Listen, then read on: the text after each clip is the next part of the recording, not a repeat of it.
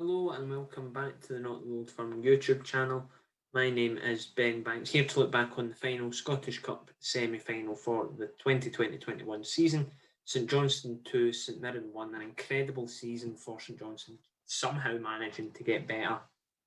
Glenn Middleton's appearance off the bench inspiring them to cup success. 2 goals in the space of about 9 minutes of him coming off the bench did it for Callum Davidson's side. He crossed the ball in to Chris Kane to the first one, and then 2 minutes later, I think 71st minute, a free kick from about 30 yards out, amazing strike, sealed the deal for St Mirren, who had their chances. Colin Quainer missed one, Lee Irwin missed a chance. They had a potential handball shout in the first half as Jamie McCarthy looked to handle it.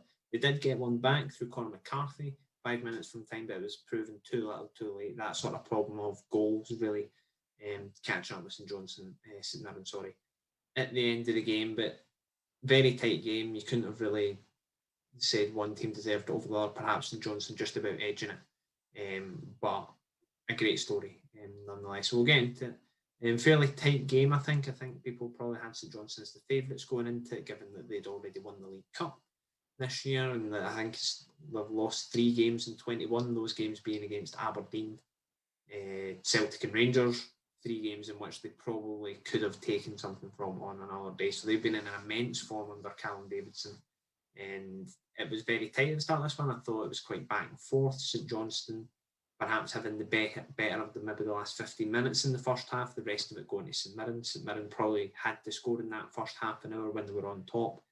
Xander Clark making a great save from Lee Irwin. He hits it hits straight off the goalkeeper. I think if he puts it either side of him, it's probably in. But Xander Clark getting a bit of the rub of the green and a very strong hand to it to make sure that it kept 0-0. Big talking point was the handball. Lee Irwin again in the middle of it.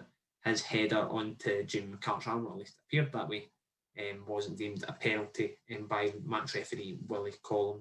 And the game went in 0-0. St John's had a great chance as well. Jack Hanwick doing really, really well to deny Sean Rooney a third Hampden goal in as many games. He had it from about 25 yards out, well tipped over the bar by a St Mirren goalkeeper. And at half time, you really could have said it could have went anyway. St Mirren, perhaps the better of the teams in the first half, perhaps should have been a goal ahead. And yeah, they were left to rue that. Colin Quainer at 0-0 missing a huge chance. Jim Goodwin saying to Not Old Firm and various other reporters that, if you got Colin Quainer fit, he's a Premier League striker. I think it was 29 games he played with Huddersfield Town in the Premier League a couple of seasons ago, albeit didn't score any goals. But he's proven he's a Premier League player. I mean, playing 29 games for any team in the Premier League is no mean feat. But he really should have been doing better. With his chance, he was 3 yards out, and all he has to do is kick it forward, and he kicks it sideways and curls it round the post. If he just basically pushed himself into it instead of trying to place it, it probably goes in. But perhaps he's been out injured for a long time. I think it was ironically his debut against St Johnstone in February time, that he picked up a ligament damage injury, and he's only really been having substitute appearances since then, having initially been ruled out for the season. It caught up with him, it would appear. In that costume, Glenn Middleton came off the bench shortly after, and a brilliant goal for him for his second goal. Talking about the first one, he breaks down the line, past Marcus Fraser, into the box, good finish by Chris Kane, and a nice moment for him. He's been at St Johnstone for a very long time, and he gets his moment in at Hampden. Then a couple of minutes later, Glenn Middleton, you sort of thought it was over then, at least for me. I've watched a lot of St Mirren this season, and it's not very often they score sort of 2 and 3 in a game, never mind coming back from 2-0 down with 20 minutes to go in a game of such importance. Middleton picking the ball out 30 yards, smashes it into the top corner. Great striking at that point. You sort of thought it was St Johnstone's day. Was a wee bit of nerves as McCarthy scored 5 minutes from the end, but overall a very good cup semi-final. St Mirren, commiserations to them. On another day they might have won that. Compared to the last League Cup semi-final against Livingston, they were a lot better here. But for St Johnstone, I mean, they were hit with COVID problems this week, and they were missing 4 key players through COVID problems. Still had enough to get past this, and they will face Hibs in the Scottish Cup final on May 22nd. And posting this on Twitter for a hit record on this, I mean, does Cam Davidson just ride into the sunset now? I mean, if he wins a cup double with St Johnstone, which is just unheard of, potential group stage European football, top 6, unless he goes and does that again or wins the league, he's not going to do any better as St Johnstone manager. At least I don't think so. So I mean, if he manages to pull this up, he's already going to be remembered as a St Johnstone legend for his playing days, for helping them, being part of Tommy Wright's coaching staff when they won the Scottish Cup in 2014. But after such a poor start to the season, I mean, certain people on this channel were on saying that perhaps, Callum Davidson isn't quite working at St Johnstone. Might need to go back and private that video or something now. Makes a few people look quite silly.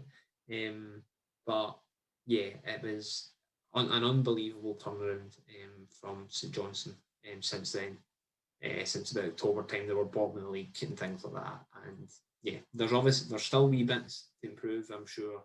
Going forward, they would like to be a bit more clinical, but I mean, who cares?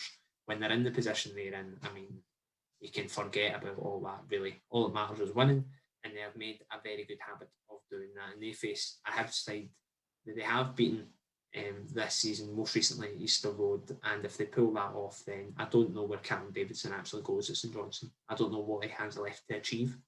He's probably achieved what he would have hoped to have achieved in about 3 or 4 seasons in the one.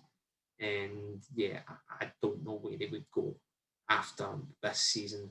Whether, I mean, St Johnstone fans will hope he doesn't. I hope he doesn't. I think he's a great asset to have in Scottish football. He's clearly a manager destined to go very far in the game. But, I mean, if he just rode off into the sunset and left on this immense high, then, wow, that would be some story. But I'm sure, like me, sort of in Scottish football and then St Johnstone fans be hoping that's very much not the case. But yeah, really intriguing final. Hibs have had a great season. Whoever wins this just caps off what has already been a great season. You could argue that for Hibs it's slightly more important to win it. If St Johnstone lose, then of course it's a bitter blow. But I think they'll look back on the League Cup win, consider everything that's gone on this season, and we'll still look back on it with very fond memories. Whereas Hibs, they've not been to a final since 2016. They have had their mentality questioned in these type of games. Perhaps to fully silence the doubters, they do need this victory more than St Johnstone. But nevertheless, it's going to be a really cracking cup final. We'll hopefully we'll need to start sorting things out now that we know the teams. But hopefully we'll have some pretty decent build up to that final in 2 weeks' time. So not got a long wait to go. The Premiership finishes this week, and then the playoff fixtures start to round off along with the Scottish Cup. So approaching the final sort of couple of weeks of the Scottish football calendar before we head into Euro 2020. It's going to be an exciting maybe 5 or 6 weeks within the world of Scottish football. So do subscribe to this channel to keep up to date with it all.